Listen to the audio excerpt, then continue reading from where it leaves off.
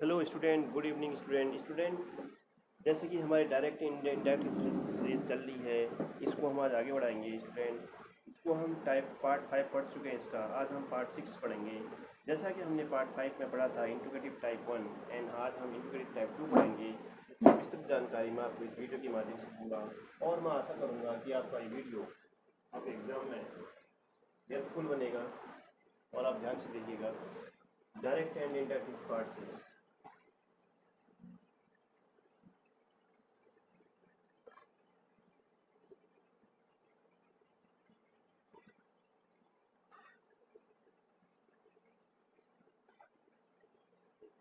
ठीक है, कौन सा सेंटेंस है इंट्रोगेटिव सेंटेंस? कौन सा सेंटेंस बच्चों? Interrogative sentence, interrogative part 2। Interrogative part 1 में हमने पढ़ा था, इंट्रोगेटिव पार्ट 1 में पढ़ा था हमने हेल्पिंग वर्ब का। क्या पढ़ा था? Helping verb. Helping verb as you know student, helping verb आप जानते हैं, हेल्पिंग वर्ब का सेकंड नाम है ऑक्सिलरी वर्ब।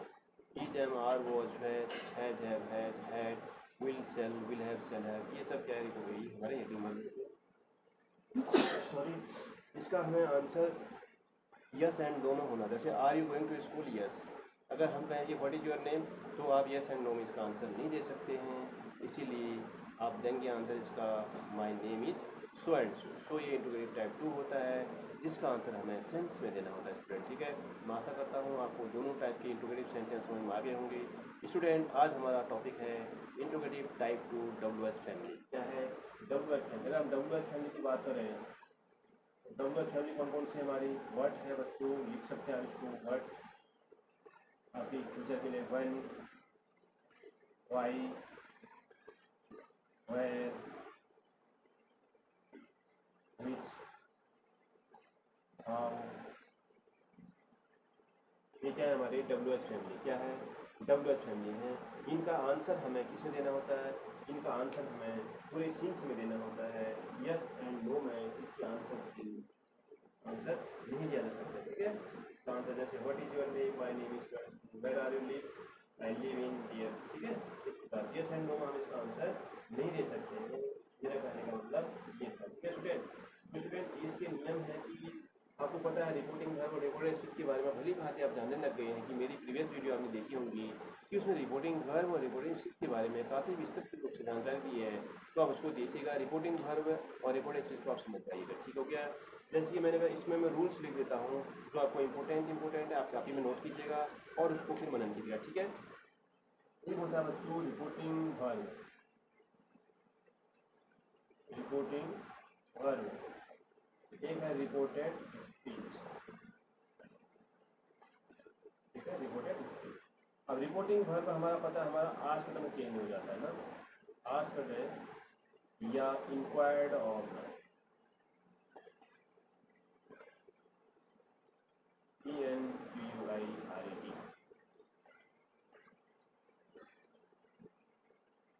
इंक्वायर्ड ऑफ, ये वैल्यू हो जाता है हमारा। ठीक है, किसमें?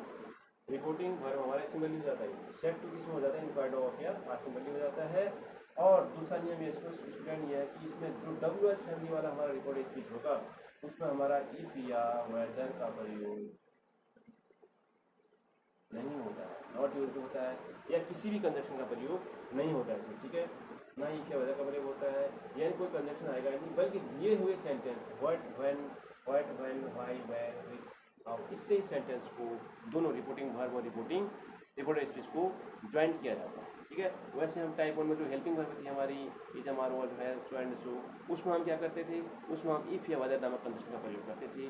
आपको ध्यान में ये रखना होगा, यदि हमारा एग्जामिनेशन में WH से स्टार्ट हुआ रिपोर्टेड स्पीच आ गया है तो वहाँ पर हम क्या करेंगे? जैसे example, Mohan said to Ramesh, Mohan said to Ramesh what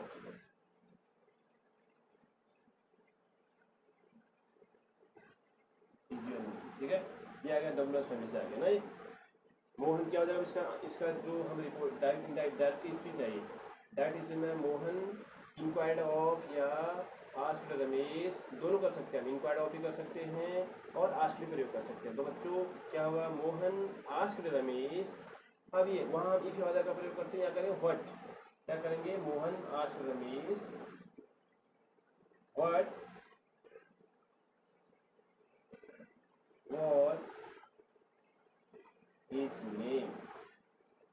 ये ऐसे हो जाएगा ना, यूर पॉसेसिव केस है ना बेटा, पॉसिटिव केस एडजेक्टिव है तो हिज हम पॉसिटिव केस का एडजेक्ट करेंगे ना फिर यहाँ पर, क्योंकि मोहन नेम हमारा क्या है, रमेश क्या है, थर्ड पर्सन है, नेम है ना, थर्ड पर्सन ही लेगा इसके लिए ना, इसके लिए जो प्रोनाउन है वो ही प्रयोग होगा, तो इसलिए यहाँ पर हम ही का प्रयोग हिज का प्रयोग करेंगे। ठीक है, इस प्रकार से बनेगा। ठीक है, कि अगर ये डब्ल्यू एच से ही हमने जोड़ दिया इसको, W H A what Mohan asked, यहाँ पर देखो मोहन आस्क्ड रमेश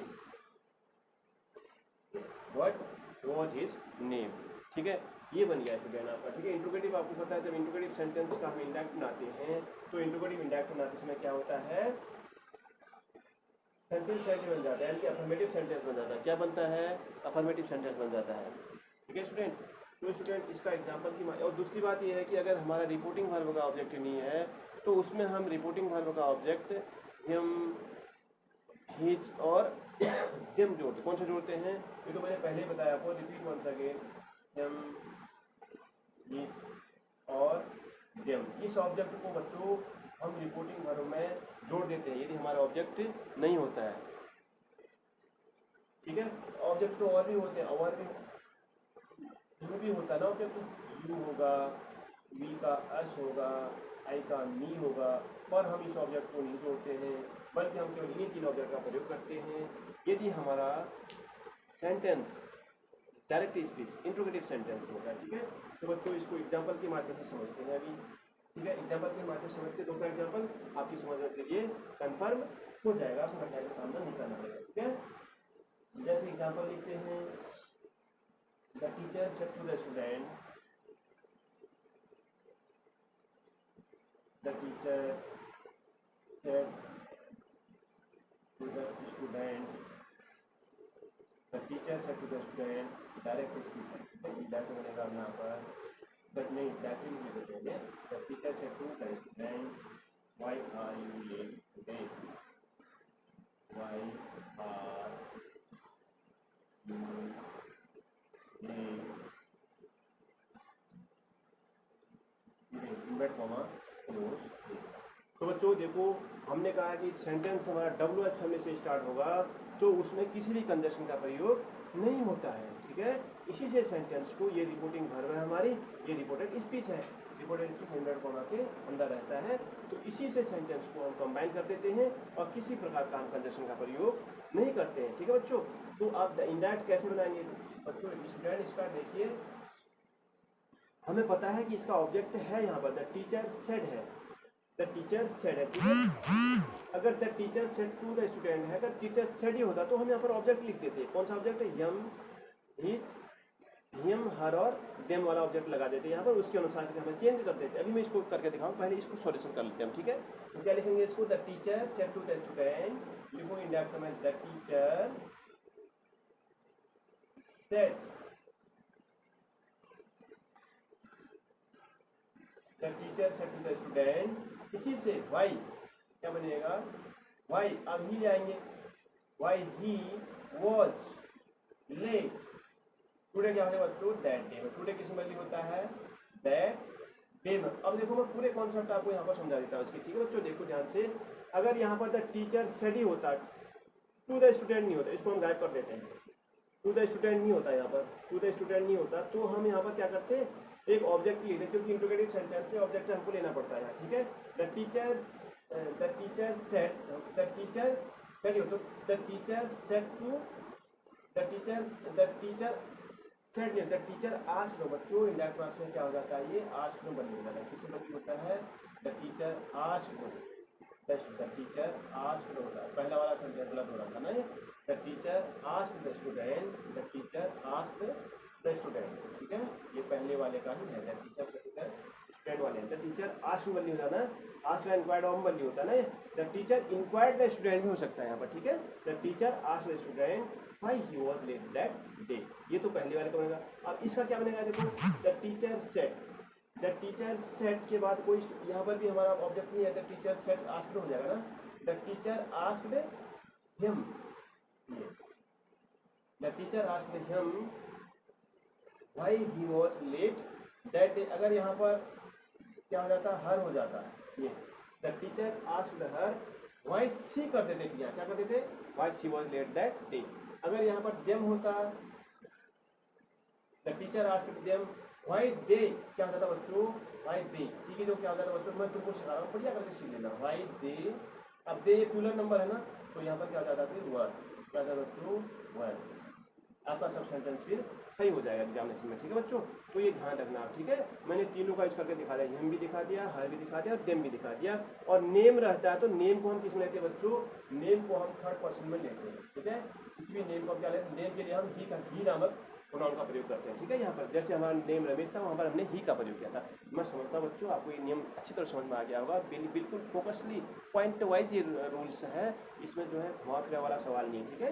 एक पॉइंट वाइज है, आप इसको बिल्कुल टच कीजिएगा अपने दिमाग में और आपको एग्जामिनेशन में हेल्प करेगा। एक एग्जाम्पल और लिखते हैं बच्चों, उससे आपकी समझ में बेहतरीन तरीके से आ जाएगा, ठीक है बच्चों। और स्टूडेंट जैसे कि हम पढ़ रहे हैं यहाँ पर कि अगर रिपोर्टिंग वर्ब का ऑब्जेक्ट नहीं है तो थर्ड पर्सन के ऑब्जेक्ट को हम लाते हैं। जो ऑब्जेक्ट इस प्रकार से हमने आपको बताए, इसका एक एग्जाम्पल और देखते हैं, उसके बाद आपको क्लियरफाई हो जाएगा, ठीक है। स्टूडेंट इसका लिखते हैं, what is the passenger cried, the passenger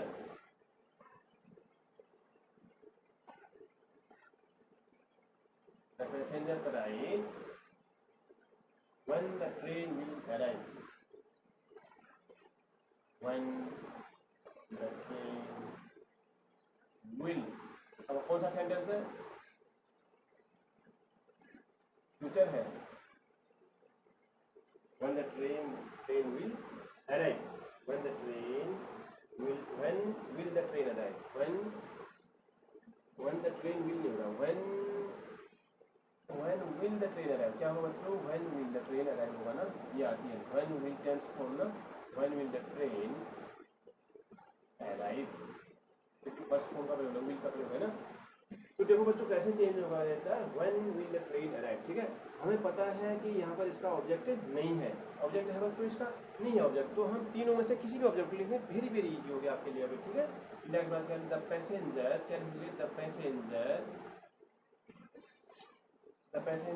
asked या inquired of, the passenger asked क्या लिखोगे, the passenger asked him, क्या लिखोगे, the passenger asked him। हमने कहा कि इसी को हम क्या बनाएंगे, कंजक्शन बनाएंगे, the passenger asked him when, ये when क्या लिखोगे फिर, when the train, अब हम क्या लाएंगे, सब्जेक्ट लाएंगे ना, when the train,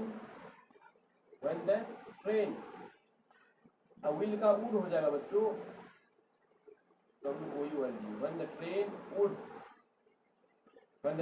would arrive, when the train would arrive, full stop, ये से बन जाएगा, ठीक है बच्चों।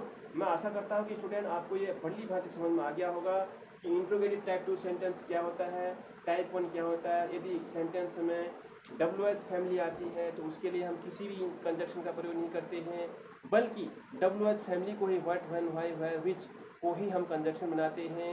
और शेष परिवर्तन हमारे जो प्रोनाउन चेंज है सेम रहेगा, टेंस चेंज हमारा सेम रहेगा, ठीक है बच्चों।